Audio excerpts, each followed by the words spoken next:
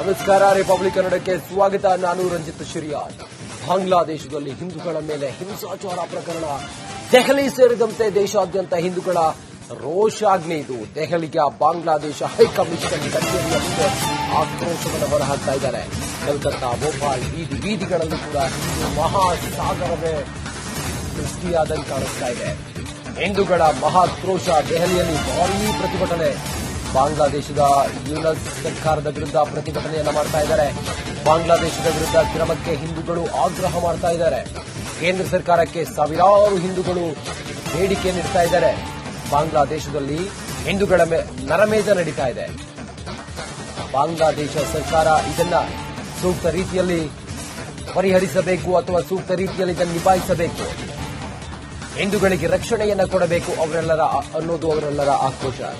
ದೆಹಲಿಯಲ್ಲಿ ಸಾವಿರಾರು ಹಿಂದೂಗಳಿಂದ ಭಾರೀ ರೋಷಾವೇಶ ವ್ಯಕ್ತವಾಗ್ತಾ ಇದೆ. ನೋಡಿ, ಅದರ ಲೈವ್ ದೃಶ್ಯವನ್ನ ತಾವು ಗಮನಿಸ್ತಾ ಇದ್ದೀರಿ. ಬಾಂಗ್ಲಾದೇಶದಲ್ಲಿ ಹಿಂದೂಗಳ ನರಮೇಧವನ್ನು ಖಂಡಿಸಿ ಇಡೀ ಹಿಂದೂ ಸಮಾಜ ಇವತ್ತು ಒಗ್ಗಟ್ಟಾಗಿದೆ.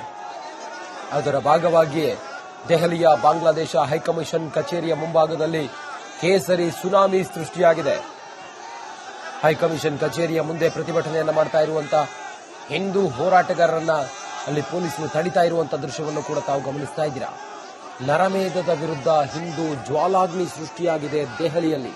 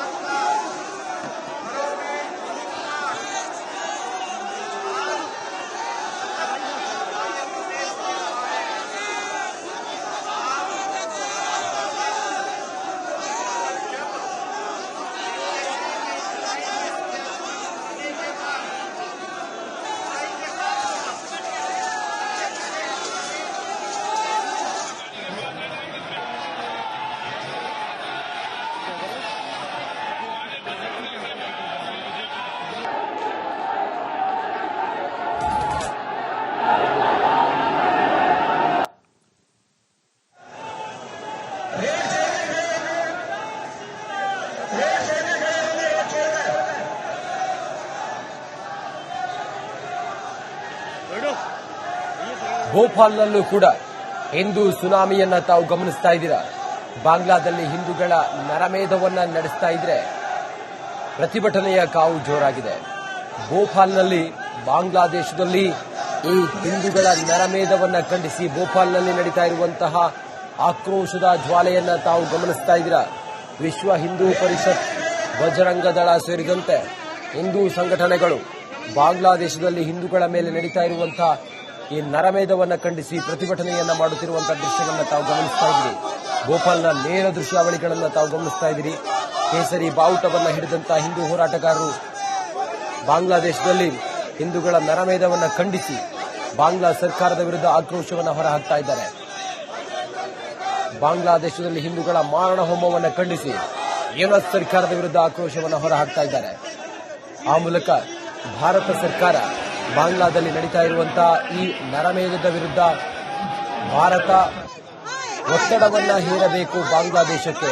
ಆ ಮೂಲಕ ವಿಶ್ವ ಮಟ್ಟದಲ್ಲಿ ಬಾಂಗ್ಲಾದೇಶದ ಈ ನಡೆ ಇತ್ತಲ್ಲ, ಹಿಂದೂಗಳ ನರಮೇಧ ಆಗ್ತಾ ಇದ್ರು ಕೂಡ ಸುಮ್ಮನೆ ಇದ್ದು ಏನೂ ಆಗಿಲ್ಲ ಅನ್ನೋ ರೀತಿಯಲ್ಲಿ ವರ್ತಿಸ್ತಾ ಇರುವಂತಹ ಈ ಒಂದು ಬಾಂಗ್ಲಾದೇಶದ ನಡೆಯನ್ನ ಖಂಡಿಸಿ ವಿಶ್ವದಾದ್ಯಂತ ಬಾಂಗ್ಲಾದೇಶದಲ್ಲಿ ನಡೀತಾ ಇರುವಂತಹ ಈ ನರಮೇಧವನ್ನ ವಿಶ್ವದಾದ್ಯಂತ ಎಲ್ಲಾ ಕಡೆಗಳಲ್ಲೂ ಕೂಡ ಇದರ ವಿರುದ್ಧ ಆಕ್ರೋಶದ ಜ್ವಾಲೆಯನ್ನ ಮೊಳಗಿಸುವಂತಹ ಒಂದು ಸಂದೇಶವನ್ನ ರವಾನಿಸುತ್ತಿದ್ದಾರೆ. ಭೋಪಾಲ್ ಮತ್ತು ದೆಹಲಿ ಇಲ್ಲೆಲ್ಲವೂ ಕೂಡ ಹಿಂದೂ ದೇವಾಲಯಗಳನ್ನ ಬಾಂಗ್ಲಾದೇಶದಲ್ಲಿ ಧ್ವಂಸ ಮಾಡಿದ್ರು. ಕೃಷ್ಣನ ಮಂದಿರಗಳನ್ನ ಬಾಂಗ್ಲಾದೇಶದಲ್ಲಿ ಧ್ವಂಸ ಮಾಡಿದ್ರು. ಅದೆಲ್ಲ ಆದ ನಂತರ ಈಗ ಹಿಂದೂಗಳ ನರಮೇಧವನ್ನ ಮಾಡುತ್ತಿರುವಂತಹ ಬಾಂಗ್ಲಾದೇಶದ ಕೆಲವು ಸಮುದಾಯಗಳಿದ್ದಾವಲ್ಲ, ಅಲ್ಲಿ ಹಿಂದೂಗಳಿಗೆ ರಕ್ಷಣೆಯನ್ನ ಕೊಡಬೇಕು ಅನ್ನೋದು ಹಿಂದೂಗಳ ಆಕ್ರೋಶಕ್ಕೆ ಕಾರಣವಾಗಿದೆ. ಭೋಪಾಲ್ ಮತ್ತು ದೆಹಲಿಯಲ್ಲಿ ಪ್ರತಿಭಟನೆಯ ತಾವು ತೀವ್ರ ಸ್ವರೂಪವನ್ನು ಪಡೆದುಕೊಳ್ತಾ ಇದೆ. ಕೇಂದ್ರ ಸರ್ಕಾರ ಮಧ್ಯಪ್ರವೇಶ ಮಾಡಿ ಬಾಂಗ್ಲಾದೇಶದಲ್ಲಿ ನಡೀತಾ ಇರುವಂತಹ ಈ ನರಮೇಧಕ್ಕೆ ಸರಿಯಾದ ಕ್ರಮವನ್ನು ತೆಗೆದುಕೊಳ್ಳಬೇಕು, ಬಾಂಗ್ಲಾ ಸರ್ಕಾರಕ್ಕೆ ಒತ್ತಡವನ್ನ ಹೇರಬೇಕು ಅನ್ನೋದು ಈ ಹೋರಾಟಗಾರರ ಆಕ್ರೋಶಕ್ಕೆ ಕಾರಣವಾಗಿದೆ.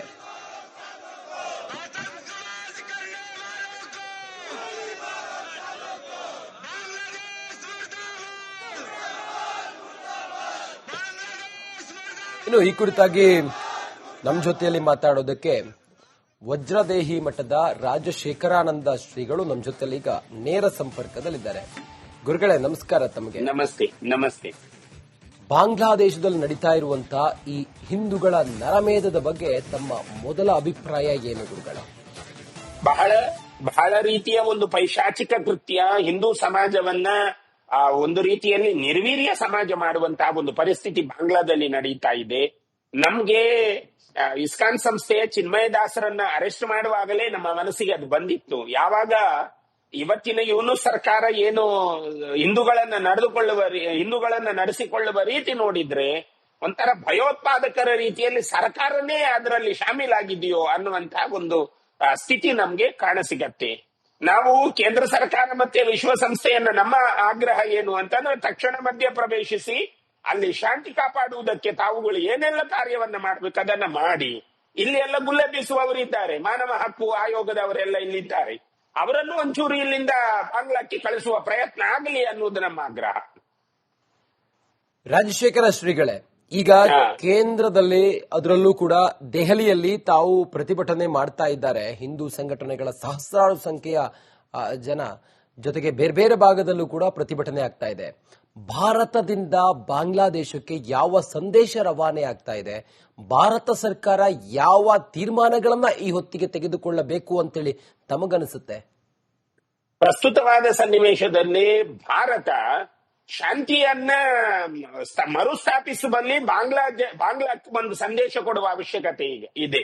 ಈಗ ದೆಹಲಿಯಲ್ಲಿ ಆಗುತ್ತಿರುವಂತಹ ಪ್ರತಿಭಟನೆ, ಈಗ ಬಾಂಗ್ಲಾಕ್ಕೆ ಭಾರತದ ಮೇಲೆ ಒಂದು ಕಣ್ಣಿದೆ. ಯಾಕೆ ಕಣ್ಣಿದೆ ಅಂತಂದ್ರೆ ಅಲ್ಲಿನ ಅಧ್ಯಕ್ಷರಾಗಿರ್ತಕ್ಕಂಥ ಹಸೀನಾ ಅವರನ್ನ ಭಾರತ ಇರಿಸಿಕೊಂಡಿದೆ ಎನ್ನುವಂತ ರೀತಿಯ ಒಂದು ವ್ಯಾಗ್ಯುದ್ಧ ಇದೆ. ಆ ದೃಷ್ಟಿಯಿಂದ ಇವನು ಸರ್ಕಾರ ನಮ್ಮ ಭಾರತೀಯ ಹಿಂದೂಗಳ ಮೇಲೆ ನಾನಾ ರೀತಿಯ ಅಕ್ರಮಗಳನ್ನ ಎಸಗ್ತಾ ಇದೆ. ಅದಕ್ಕೊಂದು ಕಾರಣ ಏನು ಅವರು ಹೇಳ್ತಾರೆ, ಇಲ್ಲಿ ಹಿಂದೂಗಳು ಆಳ್ತಾ ಇದ್ದಾರೆ ಎನ್ನುವ ಒಂದು ಗುಂಗನ್ನ ಹೇಳ್ತಾ ಇದ್ದಾರೆ. ಆದ್ರೆ ನಾವು ಇಲ್ಲಿಂದ ಕೊಡಬೇಕಾದ ಸಂದೇಶ, ಈಗ ದೆಹಲಿಯಲ್ಲಿ ಒಂದು ಪ್ರತಿಭಟನೆ ನಡೀತಾ ಇದೆ ಅಂತಂದ್ರೆ ಹಿಂದೂಗಳನ್ನ ಉಳಿಸಿಕೊಳ್ಳಬೇಕು. ಬಾಂಗ್ಲಾದಲ್ಲಿ ಅಲ್ಪಸಂಖ್ಯಾತರು ಹಿಂದೂಗಳು.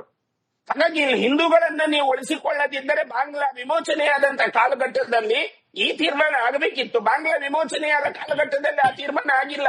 ಹಿಂದೂಗಳನ್ನ ಭಾರತದಲ್ಲೇ ಉಳಿಸಿಕೊಂಡು ಅಲ್ಲಿರುವಂತಹ ಮುಸ್ಲಿಮರನ್ನ ಅಲ್ಲೇ ಉಳಿಸಿಕೊಳ್ಬೇಕಿತ್ತು. ಇದು ಇನ್ನೊಂದು ಪಾಕಿಸ್ತಾನದ ಕುಮ್ಮಕ್ಕು. ಹಾಗಿರುವುದರಿಂದ ಇದೇ ಯೂನುಸ್ ಸರ್ಕಾರ ಪಾಕಿಸ್ತಾನದ ಜೊತೆ ಹೋಗಿ ಒಡಂಬಡಿಕೆ ಮಾಡ್ತಾನೆ. ಅಂದ್ರೆ ಇದೇನು ದಾಷ್ಟ್ರೀಯವನ್ನ ತೋರಿಸ್ತದೆ, ನಾವು ಭಾರತವನ್ನ ಎದುರಿಸ್ತೇವೆ. ಹಾಗಾಗಿ ಇಲ್ಲಿ ನಮ್ಮಲ್ಲಿ ರಕ್ಷಣಾ ಮಂತ್ರಿಗಳಿದ್ದಾರೆ, ವಿದೇಶಾಂಗ ಮಂತ್ರಿಗಳಿದ್ದಾರೆ. ನೀವು ಈ ಪ್ರವಾಸಗಳನ್ನು ಸ್ವಲ್ಪ ಕಡಿಮೆ ಮಾಡಿ ಇದರ ಕಡೆಗೆ ಗಮನ ಕೊಡಿ. ಯಾಕೆ ಗೊತ್ತು, ಇತ್ತೀಚೆಗೆ ಮಣಿಪುರದ ಗಲಭೆಯ ವಿಷಯದಲ್ಲಿ ಇಲ್ಲಿರುವವರೆಲ್ಲ ಮಾತಾಡ್ತಾ ಇದ್ರು. ಅಲ್ಲಿ ನೈತಿಕತೆ ಸತ್ತು ಹೋಗಿದೆ, ಮಾನವ ಹಕ್ಕು ಸತ್ತು ಹೋಗಿದೆ ಅಂತ ಎಲ್ಲ ಮಾತಾಡ್ತಾ ಇದ್ದವರಿಗೆ ಇದರ ಬಗ್ಗೆನೂ ಗಮನ ಕೊಡಬೇಕಾದ ಅವಶ್ಯಕತೆ ಇದೆ ಅಂತ ಹೇಳಿ ಯಾಕೆ ಅನ್ನಿಸುವುದಿಲ್ಲ? ಹಾಗಾಗಿ ನಾವು ಪ್ರತಿಭಟನೆ ಮಾಡಿ ಇವರನ್ನು ಎಚ್ಚರಿಸಬೇಕು, ಬಿಟ್ಟರೆ ಬೇರೆ ದಾರಿ ಇಲ್ಲ ಅಂತ ನಮಗನ್ನಿಸ್ತದೆ. ರಾಜಶೇಖರ ಶ್ರೀಗಳೇ, ಬಾಂಗ್ಲಾದಲ್ಲಿ ಇರುವಂತ ಅಲ್ಪಸಂಖ್ಯಾತ ಹಿಂದೂಗಳಿಗೆ ಭಾರತದಲ್ಲಿ ಹಿಂದೂ ಸಮಾಜ ಇವತ್ತು ಒಟ್ಟಾಗಿ ಬಾಂಗ್ಲಾದೇಶದ ಹೈಕಮಿಷನ್ ಕಚೇರಿ ಸೇರಿದಂತೆ ಬೇರೆ ಬೇರೆ ಕಡೆಗಳಲ್ಲಿ ಪ್ರತಿಭಟನೆ ಮಾಡ್ತಾ ಇರೋದು ಯಾವ ರೀತಿಯ ಆತ್ಮಸ್ಥೈರ್ಯವನ್ನ ತುಂಬುತ್ತಿದ್ದಾರೆ ಗುರುಗಳೇ? ಒಂದು ಏನು ಅಂತಂದ್ರೆ, ಪ್ರಸ್ತುತ ನಾವು ಇಲ್ಲಿ ಶಾಂತಿಯುತವಾದಂತಹ ಪ್ರತಿಭಟನೆಯನ್ನ ಮಾಡಿದಾಗ ಬಾಂಗ್ಲಾದಲ್ಲಿರುವಂತಹ ಹಿಂದೂಗಳಿಗೆ ಅನ್ನಿಸ್ತದೆ ನಮ್ಮನ್ನ ರಕ್ಷಿಸಲಿಕ್ಕೆ ಭಾರತ ಮುಂದುವರೆದು ಬರುತ್ತದೆ ಎನ್ನುವಂತಹ ಒಂದು ಕಾತರ ವಿಷಯ ಇರ್ತದೆ ಹಿಂದೂಗಳಲ್ಲಿ. ಒಂದು ಜಾಗೃತ ಅವಸ್ಥೆಗೆ ಹಿಂದೂಗಳು ಬರ್ತಾರೆ. ಈಗ ಅಲ್ಲಿಯ ಪರಿಸ್ಥಿತಿ ಹೇಗಿದೆ ಅಂತಂದ್ರೆ ಬಾಣಲೆಯಿಂದ ಬೆಂಕಿಗೆ ಬಿದ್ದ ಹಾಗಾಗಿದೆ ಹಿಂದೂಗಳ ಪರಿಸ್ಥಿತಿ. ಅಲ್ಲಿ ಹಿಂದೂಗಳಿಗೆ ರಕ್ಷಣೆ ಇಲ್ಲ. ನೀವು ಆರಂಭದಿಂದ ನೋಡಿ, ಯಾವಾಗ ಶೇಖ್ ಹಸೀನಾ ಸರ್ಕಾರದ ಪರಾವಲಂಬನ ಸ್ಥಿತಿ ಪ್ರಾರಂಭ ಆಯಿತು, ಆವಾಗ ಶೇಖ್ ಹಸೀನಾ ಇರುವಂತಹ ಕೊಠಡಿಯನ್ನೆಲ್ಲ ಲೂಟಿ ಮಾಡಿ ಅಲ್ಲಿರುವಂತಹ ಸಾಮಗ್ರಿಗಳನ್ನು ಎತ್ತುಕೊಂಡು ಹೋಗುವಂತಹ ಸ್ಥಿತಿ ಆಯಿತು. ಹಾಗಾಗಿ ನಮ್ಮ ಮನಸ್ಥಿತಿ ಏನು ಅಂತಂದ್ರೆ ಅಲ್ಲಿರುವಂತಹ ಹಿಂದೂಗಳಲ್ಲಿ ಸ್ಥೈರ್ಯವನ್ನ ಮೂಡಿಸಬೇಕು. ಈಗ ಇತ್ತೀಚೆಗೆ ಅಲ್ಲಿ ಹತ್ಯೆ ಆಯಿತು. ಹತ್ಯೆ ಅಂತಂದ್ರೆ ಒಂದು ರೀತಿಯ ಭೀಕರ ಹತ್ಯೆ. ಆ ಭಯೋತ್ಪಾದನೆಯ ಹೆಸರೆತ್ತಿಕೊಂಡು ಅವರು ನಮ್ಗೇನು ಸಂದೇಶ ಸಾರ್ತಾ ಇದ್ದಾರೆ ಎನ್ನುವುದರ ಕಡೆಗೆ ನಮ್ಮ ಸರ್ಕಾರ ಗಮನಿಸಬೇಕು, ಸೂಕ್ಷ್ಮವಾಗಿ ಗಮನಿಸಬೇಕು. ಇಲ್ಲಿ ಏನಿದೆ, ನಾವು ಅಲ್ಲಿಯ ಹಿಂದೂಗಳಿಗೆ ನಾವು ಸ್ಥೈರ್ಯವನ್ನ ಕೊಟ್ಟಿಲ್ಲ, ಅಥವಾ ನಾವಿಲ್ಲಿ ಶಾಂತಿಯುತ ಪ್ರತಿಭಟನೆಯನ್ನ ಮಾಡಿ ಅಲ್ಲಿರುವಂತಹ ಹೈಕಮಿಷನ್ಗೆ ನಾವು ಏನು ವಿಚಾರವನ್ನ ತಲುಪಿಸಲಿಲ್ಲ, ಅಥವಾ ವಿಶ್ವಸಂಸ್ಥೆಯನ್ನ ಎಚ್ಚರಿಸಲಿಲ್ಲ ಅಂತಲಾದರೆ ನಾವು ಬದುಕಿ ಉಳಿದು ಪ್ರಯೋಜನ ಇಲ್ಲ ಅಂತ ಅನ್ನಿಸ್ತದೆ. ಹಾಗಾಗಿ ಅಲ್ಲಿಯ ಹಿಂದೂಗಳಿಗೆ ನಾವು ದೃಢತೆ ಮತ್ತು ಧೈರ್ಯವನ್ನ ಕೊಡಬೇಕಾದಂತ ಅತಿ ಜರೂರು ಇವತ್ತು ಈ ಕಾಲದಲ್ಲಿದೆ ಅಂತ ಅನ್ನಿಸ್ತದೆ. ಶ್ರೀಗಳೇ, ಮತ್ತೊಂದು ಪಾಕಿಸ್ತಾನ ಆಗ್ತಾ ಇದೆಯಾ ಹಾಗಾದ್ರೆ? ಬಾಂಗ್ಲಾದೇಶಕ್ಕೆ ಸ್ವಾತಂತ್ರ್ಯವನ್ನ ಕೊಡಿಸಿದ್ದು ನಾವು. ಬಾಂಗ್ಲಾದೇಶ ಇವತ್ತು ಒಂದು ಸದೃಢ ದೇಶವಾಗಿದೆ ಅಂತ ಹೇಳಿದ್ರೆ, ಭಾರತದ ನೆರಳಲ್ಲಿರುವಂತಹ ಬಾಂಗ್ಲಾದೇಶ ಇವತ್ತು ಭಾರತದ ಬೆನ್ನಿಚ್ಚೂರಿ ಹಾಕ್ತಾ ಇದೆ ಅಂತ ಹೇಳಿದ್ರೆ ಕಾರಣ ಏನು ಗುರುಗಳೇ? ಎಲ್ಲಿವರೆಗೆ ಅಂತಂದ್ರೆ ಅಲ್ಲಿಯ ಕಾನೂನು ಕೇವಲ ಮೂಲಭೂತವಾದಿಗಳ ಕೈಯಲ್ಲಿದೆ. ಮೂಲಭೂತವಾದಿಗಳ ಕೈಯಲ್ಲಿದ್ದಂತ ಅಫ್ಘಾನಿಸ್ತಾನ ಚೇತರಿಸ್ತಾ ಇದೆ. ಅಲ್ಲಿಯ ರಾಜತಾಂತ್ರಿಕ ವ್ಯವಸ್ಥೆ ಭಾರತದ ಜೊತೆ ಕೈ ಪುಸಲಾಯಿಸ್ತಾ ಇದೆ. ಆದ್ರೆ ಬಾಂಗ್ಲಾದ ಮನಸ್ಥಿತಿ ಏನು